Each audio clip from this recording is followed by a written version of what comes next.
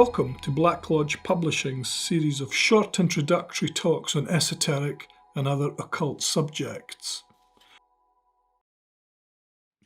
Nice of you to join me at Black Lodge Publishing. Welcome to another series of Black Lodge Publishing's short esoteric talks. In this, the first of four, I introduce the practitioner to alchemy and the Thoth Tarot, and more specifically to the relational meaning of gold working for both subjects.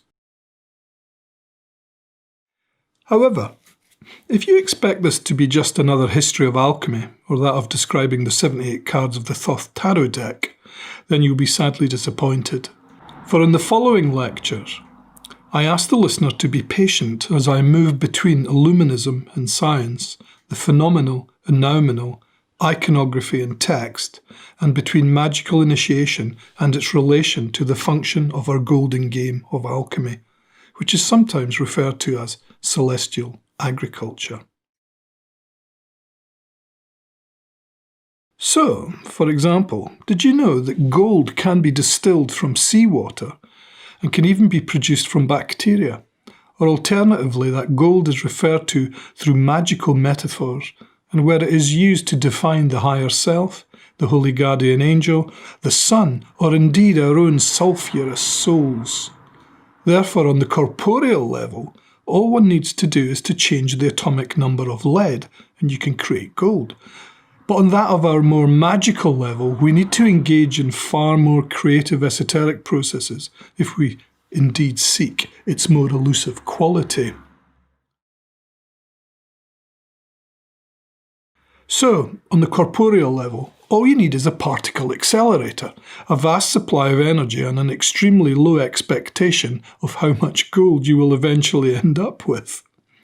Over 30 years ago, nuclear scientists at the Lawrence Berkeley National Laboratory in California succeeded in producing very small amounts of gold, funnily enough, not from lead, but from bismuth, which is a metallic element found directly adjacent to lead on the periodic table.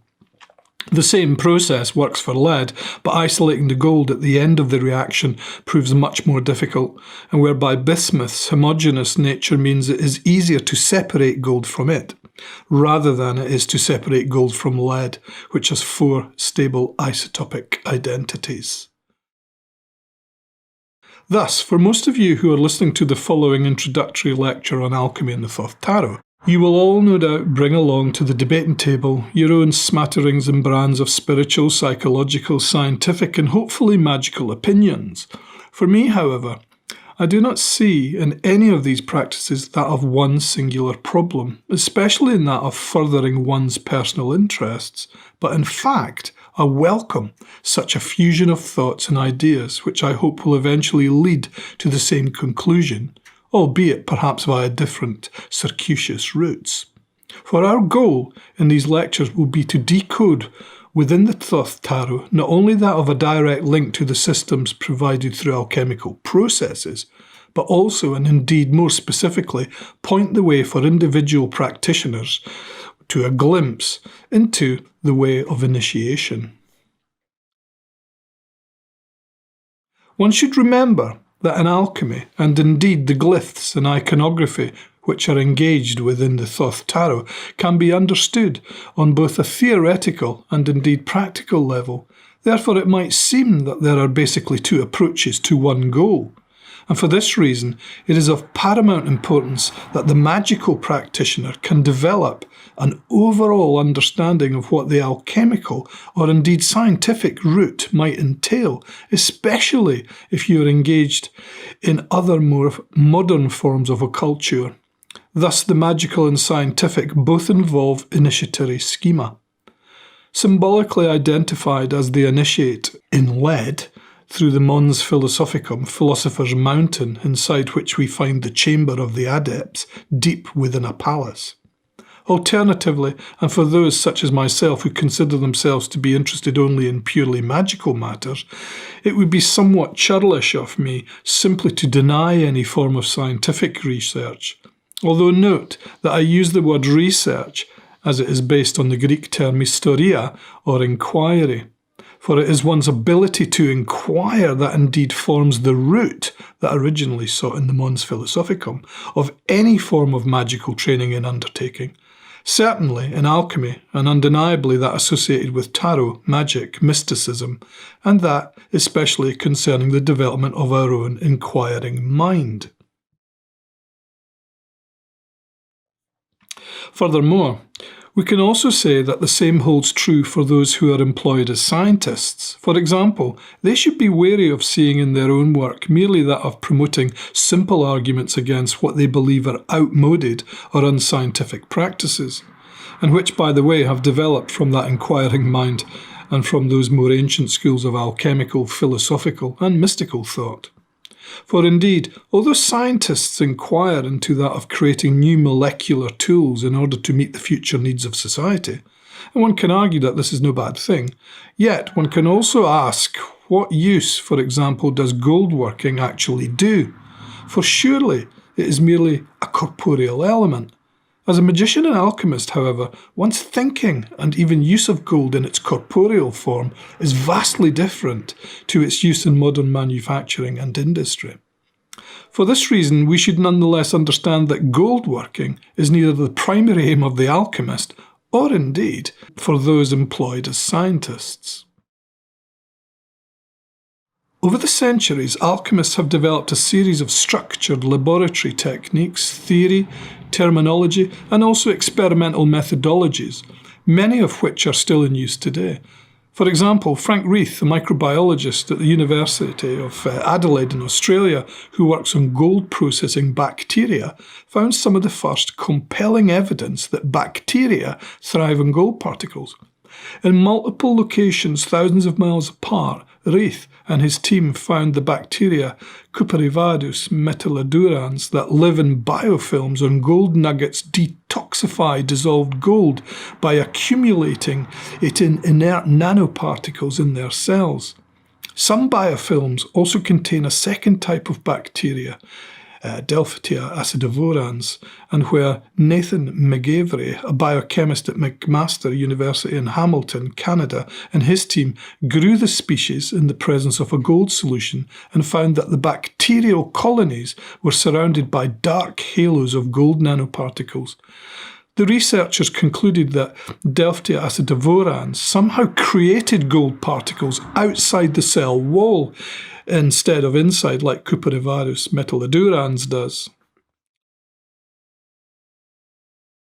In my alchemical books, The Philosopher's Net and the Alchemical World of Edward Kelley, I mentioned these scientific projects inspired by the bacterium Delphitia acidivorans, and where it is known for generating this non-ribosomal peptide called delphibactin, and which can be used to detoxify soluble gold and create golden nanoparticles. Thus, by experimenting with E. coli bacteria, the scientists aim to verify the potentiality of non-ribosomal peptide synthesis, not only in being able to recycle gold from electronic waste, but more so in the furthering of pharmaceutical research. For as Frank Reith notes, a microbe-assisted gold rush can still happen. For delphibactin can also be used to produce gold nanoparticle catalysts for many chemical reactions, or to precipitate gold from wastewater, such as that produced in mines. As he notes, the idea could be to use a bacteria or metabolite to seed, note this term, these waste piles, leave them for years, and see if larger particles form. I was indeed intrigued and drawn by Reith's use of the term seed, and from that of my own studies based on alchemical analysis, and that of our alchemical use of the term sperma, or seed, which we manipulate from out of the dead head, caput mortem, or scuria, produced through the production of different forms of alchemical reguli. This also made me think more of our use in alchemy and magic of decknamen, that is, coded terms that we frequently use in masking our writings. Therefore, the function of seeding, when used in alchemy, refers to one of the central secrets of producing various reguli, and this can be related directly to the production of a transformative stone and elixir. Unfortunately, this is another entirely seedy story.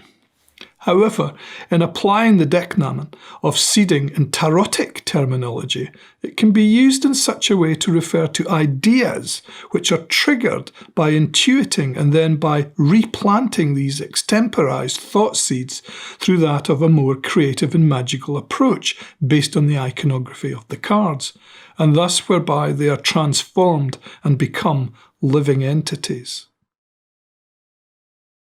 Anyway, after this brush with futurism and that of the scientific revolution involving gold projection, I can now quickly return to my alchemical glassware and magical praxis based around scrying and the tarot. For in this research, I still benefit greatly from those more ancient creative processes and texts associated with pre-dynastic and the dark dynasties of ancient Egypt and other cultures bound by the Ophidian current, and whereby the latter can be activated through a more modern take conveniently termed scientific Illuminism. By this, I refer more specifically to those creative forms of esoteric praxis which are directly associated with transformation in its various forms and its subsequent development through more occult forms of inquiry, as such those of transformative alchemy and the Thoth Tarot. So, let me be more precise, especially with regard to my own position, and where after a lengthy period of study, initiation, translation, magical and alchemical practice, I soon learned that the only route or way for an individual practitioner is to engage directly with what we conveniently term the magnum opus or great work. For here, we find that one can only complete the process through initiatory sequencing, and this can only be achieved by using a combination of theory and practice. This procedure is therefore not simply a question of psychobabble, but more specifically, it involves the individual in attuning their will and then by learning how to invoke the current by activating it through that of their own transformative work. Say, for example, in that of the magical use of deep memories, including such as atavistic resurgence, sentient symbols, or indeed by engaging in the magical memory. All of these can directly involve scrying practice, and whereby the practitioner can effectively unify both theosophical and philosophical theoria with more formal magical and alchemical praxis. This is where the practitioner should begin to see in the glyphs and iconography of the tarot a more magical use in that of forming an interstitial link through which they can then astrally dislimn. As such, this is not unlike the use of single-point meditation, whereby subject and object transform and thus create and birth something new. This method can also be paramount in directing one's transformative processes. And from this creative and visual approach, the practitioner can then evolve further methods and from which can aid in unlocking those more deep-rooted subconscious components. In practical alchemy, this process is achieved through transformatio, and, for example, can be compared to the more occult methodology described by Austin Osman Spare and Kenneth Grant as the manipulation of the astral light by eye and hand. What I am referring to is that whereby tarot cards provide visual stimuli and access using the eye and the hand, and where the practitioner can manipulate the current using direct contact with the cards themselves. For example, the concentrated energies, when seeded from, say, 2 cards and then projected into that of a prepared vacated space in the mind's eye, that is between or interstitially, will produce that of a single entity or thought form. The practitioner therefore neatly forms that of an initiatory space or hypodochi, or alchemically, where one substance is formed from out of 2 through thus conjunctio, and which we refer to as the sacred marriage or hieros gamos, seen in the iconography of the White Queen and the Red King, or in the powders of alchemy, and from which we then create the rebus res bis, literally a 2 thing. The created space therefore gives the practitioner clarity in which projectio, an alchemical term itself, takes place.